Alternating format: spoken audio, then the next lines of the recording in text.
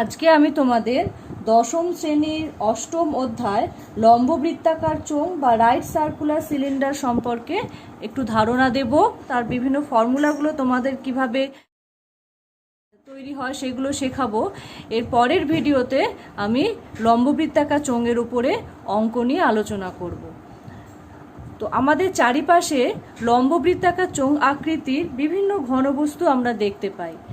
যেমন ধরো কলের পাইপ, টিউবলাইট, আমার হাতে যে পেনটা আছে এই পেনটা, এরকম আরও অসংখ্য জিনিস আমরা লম্ববৃত্তাকার চোঙ আকৃতির মতো দেখতে পাই। এখানে এই যে লম্ব বৃত্তাকার চোঙ কথাটা বলা আছে, তার অর্থ হচ্ছে এটাই যে একটা বৃত্তাকার তলের ওপরে একটা চোঙ লম্বভাবে থাকবে। এখানে দেখো, এখানে আমি একটা লম্ববৃত্তাকার চোঙ করে দেখিয়েছি। এই যে দেখতে পাচ্ছ যে বৃত্তাকার তলটা, এই বৃত্তাকার তল আর এর অন্যদিকেও আছে। তো এই তলের উপরে আমি একে দেখো লম্বভাবে দাঁড় করাতে পেরেছি। কিন্তু এইটার ক্ষেত্রে দেখো এই তলের উপরে কিন্তু এর পার্শ্বতলটা লম্বভাবে দাঁড়িয়ে নেই। তলের উপরে যদি দাঁড় করাতে চাই তাহলে এই চোঙটা এভাবে বেঁকে থাকছে, অর্থাৎ লম্বভাবে থাকছে না। কাজে এইটা একটা চোঙ হলো, কিন্তু লম্ববৃত্তাকার চোঙ একে আমরা বলতে পারবো না। দশম শ্রেণীর সিলেবাসে লম্ববৃত্তাকার চোঙটাই আছে। কাজেই চোঙ বলতে এক্ষেত্রে আমরা লম্ববৃত্তাকার চোঙই বুঝবো। তো একটা লম্ববৃত্তাকার চোঙের তাহলে আমরা কি কি দেখতে পাচ্ছি, কি কি আছে, এর কটা তল। একটা আমরা দেখতে পাচ্ছি সাইডে, যেটা হচ্ছে পার্শ্বতল, এবং পার্শ্বতলটা দেখে বুঝতেই পারছো যে এটা হচ্ছে বক্রতল। আর কি তল আছে, এরকম বৃত্তাকার সমতল দুপাশে আছে। ঠিক আছে, তাহলে দুটো সমতল, বৃত্তাকার সমতল এবং একটা বক্রতল বা পার্শ্বতল নিয়ে একটা লম্ববৃত্তাকার চোঙ তৈরি হচ্ছে। এখানে আমি একটি আয়তকার কাগজের টুকরো দেখিয়েছি। এই আয়তকার কাগজের টুকরোর ক্ষেত্রে তোমরা খুব ভালো মতোই জানো, এখান থেকে এই পর্যন্ত মাপটাকে বলা হয় দৈর্ঘ্য, আর এখান থেকে এই পর্যন্ত মাপটাকে বলা হয় প্রস্থ। তো এই আয়তকার কাগজের টুকরোকে যদি আমি এইভাবে জয়েন করে দিই তাহলে এটা কি তৈরি হলো, দেখো এটা একটা লম্ববৃত্তাকার চোঙ তৈরি হলো। ওকে, তাহলে এই আয়তকার যে কাগজের টুকরোটা, তার ক্ষেত্রফলটাই হচ্ছে এই লম্ববৃত্তাকার চোঙের পার্শ্বতলের ক্ষেত্রফল। তাহলে আমরা এখন বের করতে চলেছি লম্ববৃত্তাকার চোঙের পার্শ্বতলের ক্ষেত্রফল। এখানে আমি একটা লম্ববৃত্তাকার চোঙের ছবি এঁকেছি, দেখো, যার ভূমির ব্যাসার্ধ r একক ধরেছি এবং যার উচ্চতা h একক ধরেছি। মনে করছি এই আয়তকার যে কাগজের টুকরোটা সেটা এরকমভাবে লম্ববৃত্তাকার চোঙ যে রূপটা আমি দিয়েছি, ভূমির ব্যাসার্ধ হলো r একক এবং উচ্চতা হলো h একক। এখন এর যেটা ক্ষেত্রফল, এই কাগজের আয়তকার কাগজের যেটা ক্ষেত্রফল, সেটাই হলো আসলে কি, দেখো, এই চোঙটার পার্শ্বতলের ক্ষেত্রফল। ওকে, এখন আয়তক্ষেত্রের দৈর্ঘ্য ইন্টু প্রস্থ, এটাই হচ্ছে আয়তক্ষেত্রের ক্ষেত্রফল। সুতরাং এটাকে যখন আমরা লম্ববৃত্তাকার চোঙ দেব তখনও ক্ষেত্রফলটা ওই একই দাঁড়াবে, পার্শ্বতলের ক্ষেত্রফলটা। সুতরাং এবারে দেখো, যখন আমি একে লম্ববৃত্তাকার চোঙ করে দিচ্ছি, তখন এর দৈর্ঘ্য যেটা ছিল সেটা হয়ে যাচ্ছে বৃত্তাকার ভূমির পরিধি। তাহলে দৈর্ঘ্যটা দাঁড়ালো বৃত্তাকার ভূমির পরিধি, অর্থাৎ 2πr, যেহেতু ভূমির ব্যাসার্ধ r একক ধরে নেওয়া হয়েছিল, তাহলে 2πr একক হচ্ছে এর দৈর্ঘ্য। আর প্রস্থ কি, প্রস্থ হচ্ছে এইটা, অর্থাৎ h। তাহলে এই আয়তকার কাগজের টুকরোর দৈর্ঘ্য দাঁড়ালো 2πr আর প্রস্থ h। তাহলে এর ক্ষেত্রফল কত হবে, দৈর্ঘ্য ইন্টু প্রস্থ, অর্থাৎ 2πr ইন্টু h। সুতরাং যেটা পার্শ্বতলের ক্ষেত্রফল আমি বলছিলাম সেটা ইজ ইকুয়াল টু আয়তকার কাগজের টুকরোটার ক্ষেত্রফল, এবং সেটা দাঁড়ালো 2πrh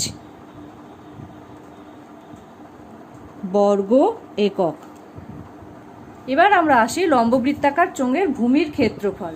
দেখো ভূমির ব্যাসার্ধ ধরা হয়েছিল আর একক, তাহলে এটা তো একটা বৃত্তাকার ক্ষেত্র, ভূমিটা একটা বৃত্তাকার ক্ষেত্র যার ব্যাসার্ধ আর একক, তাহলে ভূমির ক্ষেত্রফল কি দাঁড়াবে? পাই আর স্কোয়ার বর্গ একক। এবার আমরা আসি লম্ববৃত্তাকার চোঙের সমগ্র তলের ক্ষেত্রফল, অর্থাৎ টোটাল যতগুলো তল আছে তাদের মোট ক্ষেত্রফল। কটা তল আছে একটা লম্ববৃত্তাকার চোঙের? এক হচ্ছে সাইডের পার্শ্বতল বা বক্রতল, আর এই দুটো বৃত্তাকার সমতল। তাহলে লম্ববৃত্তাকার চোঙের সমগ্র তলের ক্ষেত্রফল কি দাঁড়ালো? এক হচ্ছে পার্শ্বতলের ক্ষেত্রফল 2πr/h প্লাস দুটো সমতল তাদের ক্ষেত্রফল, এক একটার ক্ষেত্রফল কি বলেছিলাম? πr²। তাহলে দুটো এরকম πr² অর্থাৎ প্লাস 2πr² বর্গ একক। এখান থেকে 2πr কমন নিলে দাঁড়াচ্ছে এখানে r প্লাস এখানে h বর্গ একক। সুতরাং লম্ববৃত্তাকার চোঙে সমগ্র তলের ক্ষেত্রফল দাঁড়ালো 2πr × r প্লাস h। লম্ববৃত্তাকার চোঙের আয়তন, তার সূত্র হচ্ছে ভূমির ক্ষেত্রফল ইন্টু উচ্চতা। এখন এর বৃত্তাকার ভূমি যার ব্যাসার্ধ r, তো এখানে তো বলাই আছে যে ভূমির ক্ষেত্রফল πr², তাহলে আয়তনটা দাঁড়ায় πr² ইন্টু উচ্চতা মানে h এত ঘন একক, πr²h ঘন একক। লম্ববৃত্তাকার চোঙের আয়তন দাঁড়ালো πr²h ঘন একক। এবারে আমরা আসি ফাঁপা লম্ববৃত্তাকার চোঙ নিয়ে। এখানে আমি দেখো একটা সুতোর রিল দেখিয়েছি। এই সুতোর রিলের ভেতরটা দেখো, দেখতেই পাচ্ছ তোমরা পুরোপুরি কভার্ড নয় এবং পুরোপুরি ফাঁকাও নয়, ঠিক আছে? তো এইটা হচ্ছে একটা ফাঁপা লম্ববৃত্তাকার চোঙের উদাহরণ। তো এইখানে আমরা এর ভূমিটাকে সামনে দেখিয়েছি। দেখো এর ভূমিটায় আমরা দেখতে পাচ্ছি যে এখানে দুটো বৃত্ত রয়েছে, একটা হচ্ছে বাইরের বৃত্ত এবং আর একটা হচ্ছে ভেতরের বৃত্ত, অর্থাৎ বৃত্তাকার বলয়ের মতো। তো এখানে তার মানে আমরা দু রকম ব্যাসার্ধ পাবো। এক হচ্ছে কেন্দ্র থেকে বাইরের বৃত্তের পরিধি পর্যন্ত যে ব্যাসার্ধ তাকে বলা হবে বহির্ব্যাসার্ধ, এবং কেন্দ্র থেকে এই ভেতরের বৃত্ত পর্যন্ত যে ব্যাসার্ধ তাকে বলা হবে অন্তর্ব্যাসার্ধ। এই ছবিতে আসা যাক। তাহলে এখান থেকে এই পর্যন্ত এটাকে বলা হবে বহির্ব্যাসার্ধ, এবং বহির্ব্যাসার্ধকে আমরা লিখছি r1 দিয়ে, r1 একক। আর অন্তর্ব্যাসার্ধ এখান থেকে এই পর্যন্ত এটাকে আমরা লিখছি r2 একক। আর এই ফাঁপা চোঙটার উচ্চতা একে লিখছি h একক। সবার প্রথমে আমি এই ফাঁপা লম্ববৃত্তাকার চোঙের ভূমির ক্ষেত্রফল বের করব। ভূমির ক্ষেত্রফলটা যে বের করব, ভূমিটা কিরকম দেখতে?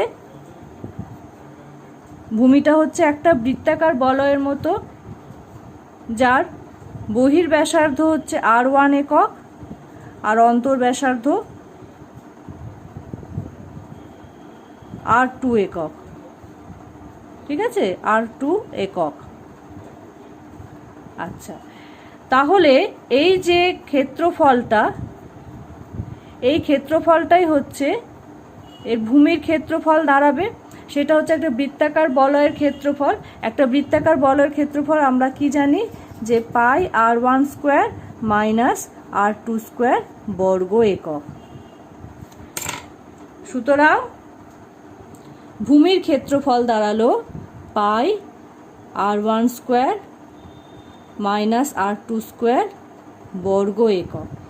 এবার পার্শ্বতলের ক্ষেত্রফল আসি। পার্শ্বতলের ক্ষেত্রফল ব্যাপারটা বুঝতে গেলে তোমাকে ভাবতে হবে যে এর দুটো পার্শ্বতল আছে। একটা হচ্ছে এই পার্শ্বতল, বাইরে থেকে যে চোঙটা আমরা দেখতে পাচ্ছি তার পার্শ্বতল, আর একটা হচ্ছে ভেতরে যে চোঙটা আছে, ভেতরে যে লম্ববৃত্তাকার চোঙটা আছে তার পার্শ্বতল।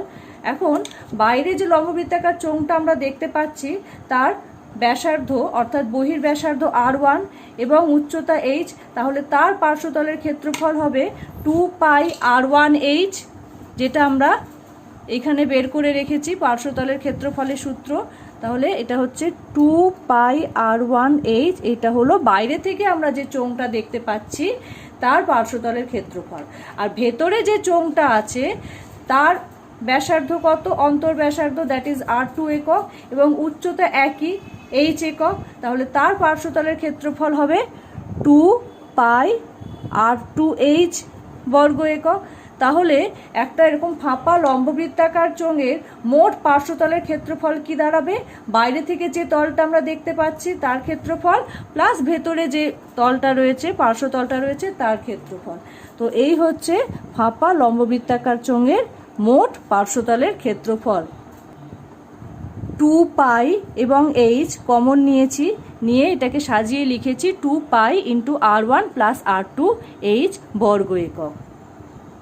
সমগ্র তলের ক্ষেত্রফল কত দাঁড়াবে, সমগ্র তলের ক্ষেত্রফল হচ্ছে মোট পার্শ্বতলের ক্ষেত্রফল প্লাস দুদিকে ভূমির ক্ষেত্রফল, 2 ইন্টু ভূমির ক্ষেত্রফল, কারণ দুদিকে যে সমতলটা দেখতে পাচ্ছি সেটা আমি এখানে বের করে রেখেছিলাম, তাহলে 2 ইন্টু এইটা প্লাস পার্শ্বতলের ক্ষেত্রফল।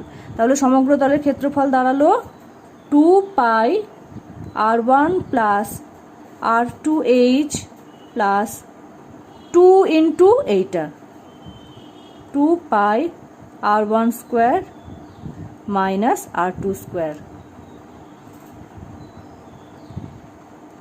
বর্গ একক। এই হলো ফাঁপা লম্ববৃত্তাকার চোঙের সমগ্র তলের ক্ষেত্রফল।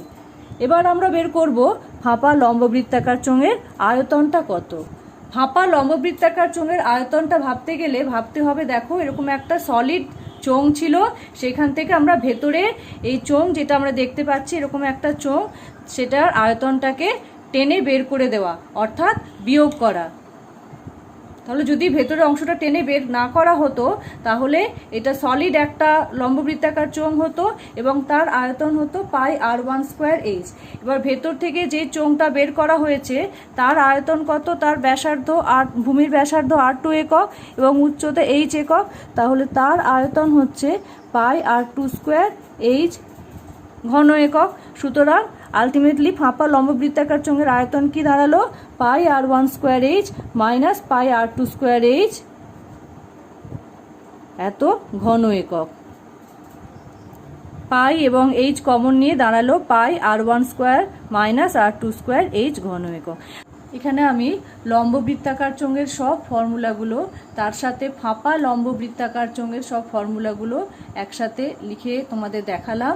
তোমরা এগুলো খাতায় লিখে রাখো, ভালো করে মুখস্থ করো। এর পরের ভিডিওতে আমি লম্ববৃত্তাকার চোঙের অঙ্ক নিয়ে তোমাদের সাথে আবার বসবো।